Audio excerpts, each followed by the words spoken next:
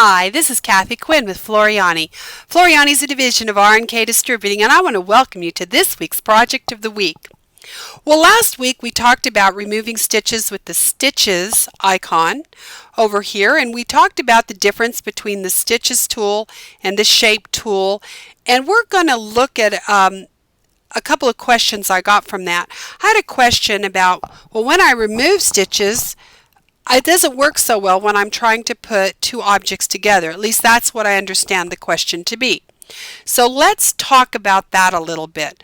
Let me come into my designs and let me pick the snowman from last week.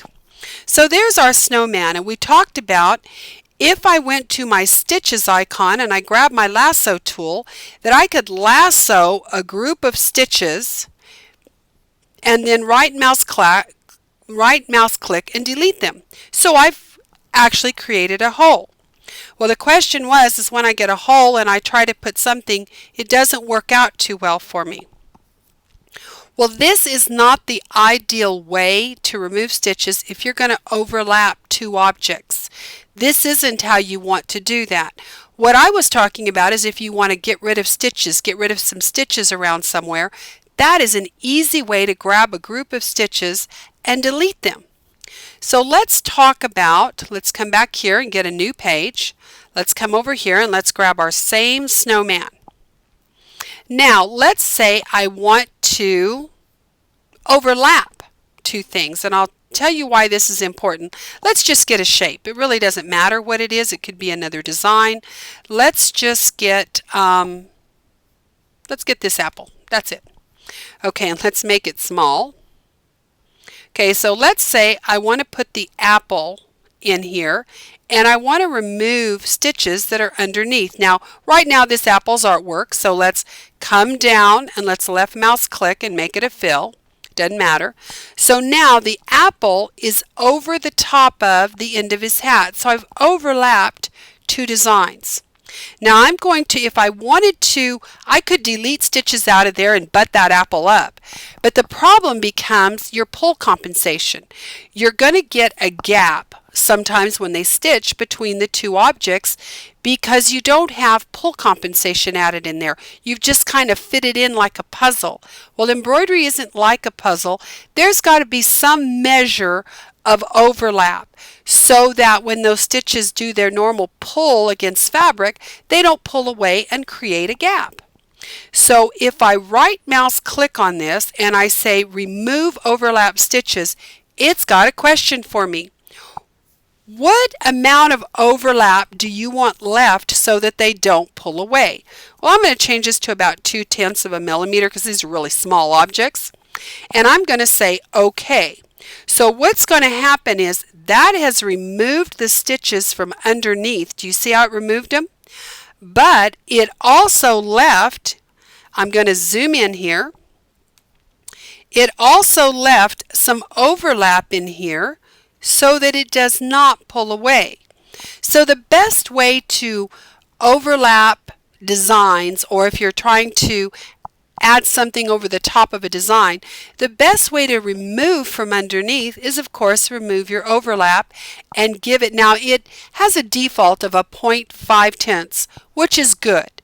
I knew this was a very small object, so I didn't want a whole lot of overlap because then you wouldn't have seen much hole underneath. But you can see here why it's important to remove overlap by selecting the object you want to chop with. So this is my dough. This is my cookie cutter. So I'm going to cut the apple out of the dough. I'm going to cut the apple out of the snowman.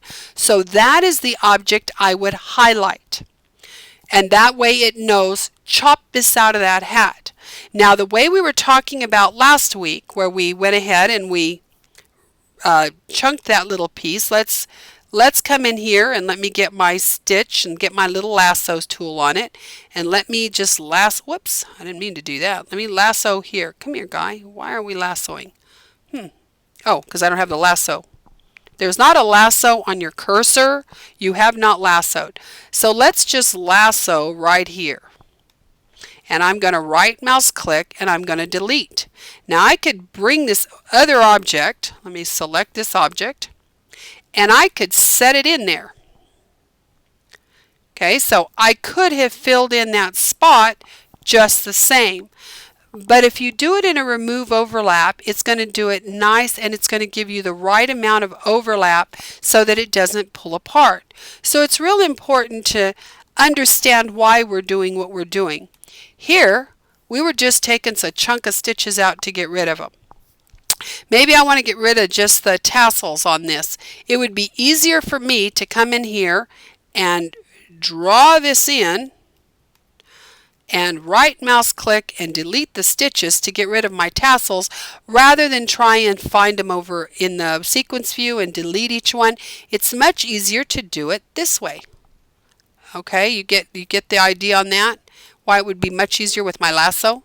There's my lasso. Again, I'm going to lasso. Well, I'm not doing a very good job here. Let's lasso stitches. There we go. And then I can right mouse click and delete. So I've gotten rid of the little things that I didn't want. Let me delete that stitch. I've gotten rid of the fringe that I didn't want in a very easy step. That is different from trying to place a design and overlap it and then remove the overlap stitches. Ask me how much, okay? And then let it suck the stitches out from underneath, and then you have a nice pretty fit with a nice amount of overlap.